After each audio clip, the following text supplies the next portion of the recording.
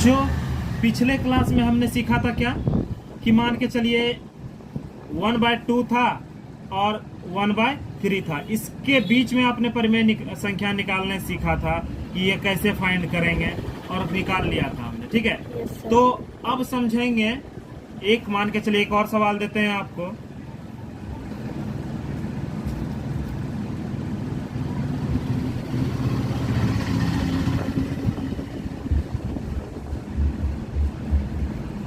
ये रहा आपका सवाल, अगर इसके बीच में 5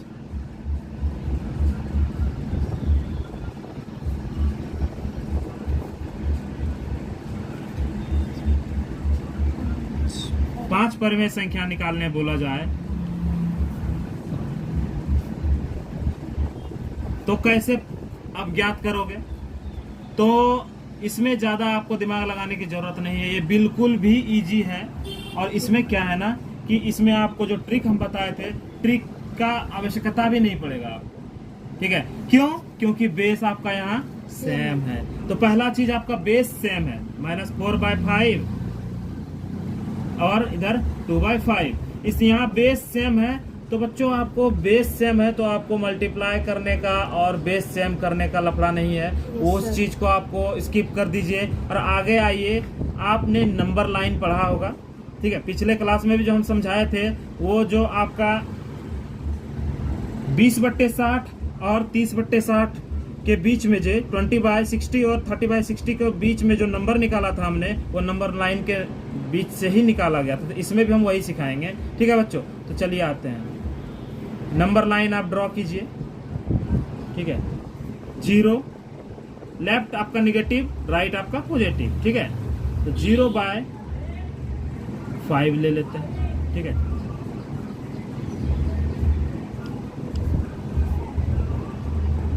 -1/5, -2/5, -3/5, -4/5, -5/5, -6/5।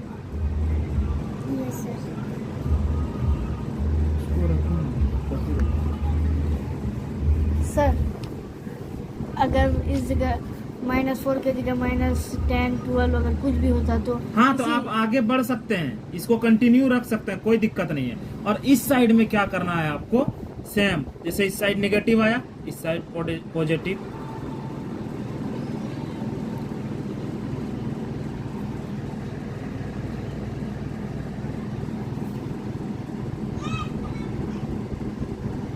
देखिए इस साइड भी अगर स्पेस रहे तो आप कंटिन्यू बढ़ सकते हैं, कोई दिक्कत नहीं है। इस साइड भी अगर स्पेस रहे आपके पास, जरूरत पड़े तो आप बढ़ सकते हैं, कोई दिक्कत नहीं है, ठीक है। फिलहाल हमें फाइंड करने के लिए बोला जा रहा है -4/5 यानी -4/5 और दूसरा इधर 2/5। इनके बीच में आपको 5 नंबर फाइंड करने बोला जा रहा है। तो आप आसानी से फाइंड कर दीजिए। एक तो ये first, second, third, fourth, 5, 5 number आपको मिल गया। आसानी से इसको लिख दीजिए आंसर में।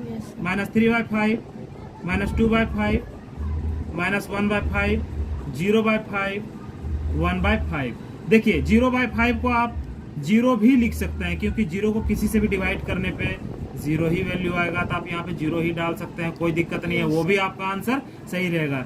ये आपका आंसर हो गया, 5 नंबर आपने फाइंड कर लिया बिल्कुल इजीली। अगर ज्यादा नंबर बोला जाता, यहाँ पे अगर ज्यादा नंबर 5 की जगह 10 नंबर अगर बोला जाता तो क्या करते हैं आप, बेस सेम है ही आपका, बेस सेम करने की आवश्यकता नहीं है, यानी कि एलसीएम लेने की यहाँ आपको जरूरत नहीं है। तो फिलहाल क्या करते हैं आप, इसको बेस अगर सेम है ही आपको तो ओनली आप ज्यादा डिजिट से मल्टीप्लाई कर दीजिए। मान के चलिए -4/5 है, इसको अगर बीच में आपको बोल देता कि 10 नंबर फाइंड कीजिए, इसको क्या करते हैं आप 10/10 से मल्टीप्लाई कीजिए और 2/5 को भी 10/10 से मल्टीप्लाई कर लीजिए। तो 10 × -4 -40 और इधर 50 और यहाँ पे 20, हाँ 50। देखिए अब 20/50 इधर अगर आप बढ़ोगे तो 20/50 आएगा ना, 19/50 के बाद। और इस साइड लेफ्ट साइड अगर आप बढ़ोगे तो -40 आएगा ना। तब उन दोनों के बीच में जितना नंबर आता है वो सारा का सारा नंबर आपका इनके बीच का नंबर हो गया, यानी कि बीच का परिमेय संख्या हो गया। तो आप उसको ज्यादा अगर नंबर मांग रहा है आपको तो आप उसको लिख दीजिए। मान के चलिए यहाँ पे आपका आ गया